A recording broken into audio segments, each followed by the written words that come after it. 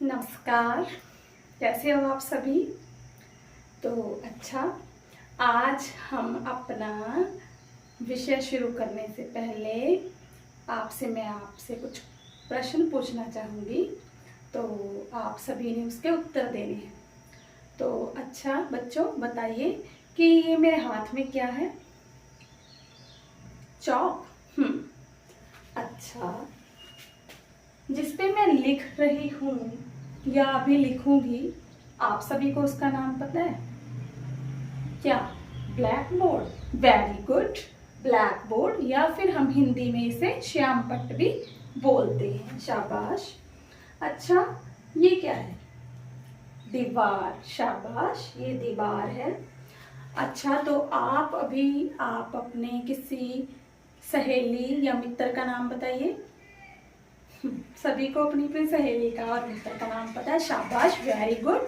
सबके बहुत अच्छे दोस्त हैं। अपना अपना नाम सभी को पता है।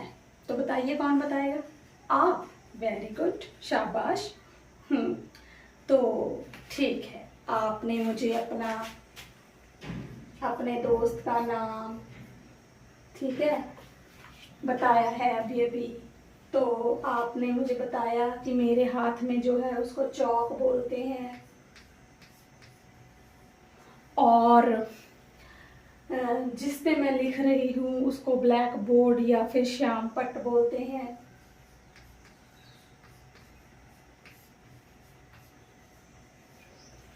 तो अच्छा बच्चों, आज हम इन्हीं नामों के बारे में चर्चा करेंगे कि इनको हिंदी व्याकरण में किस नाम से जाना जाता है और ये आगे वर्गीकृत कैसे हो जाते हैं, इनके कौन कौन से भेद बन जाते हैं। तो बच्चों, आज का जो हमारा विषय है वो है संज्ञा।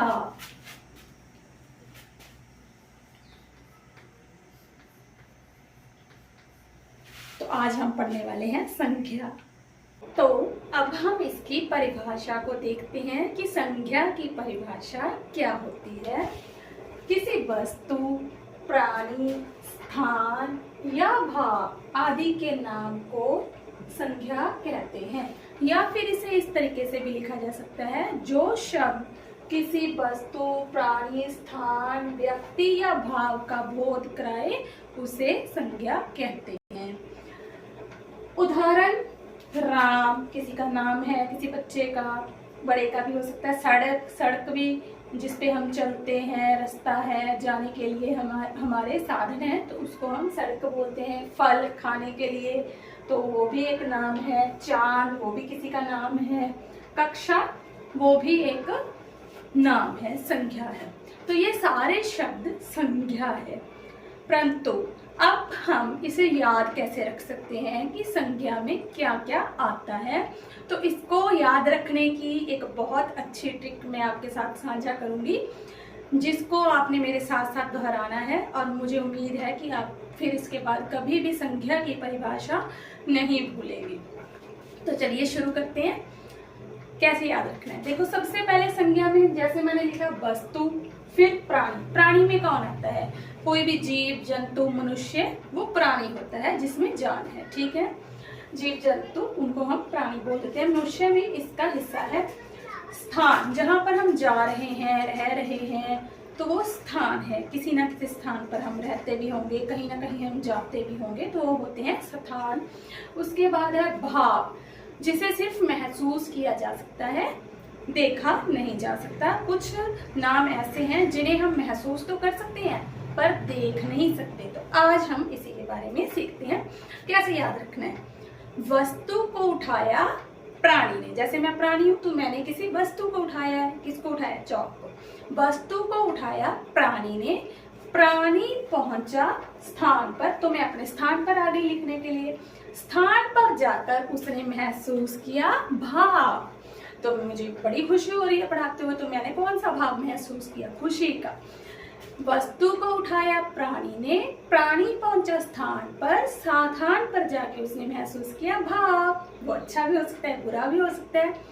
तो वो कुछ ना कुछ तो कहीं ना कहीं पर जब हम जाते हैं कुछ ना कुछ महसूस जरूर करते हैं। खुशी महसूस करते हैं, दुख महसूस करते हैं, या फिर और भी बहुत कुछ हम महसूस कर सकते हैं।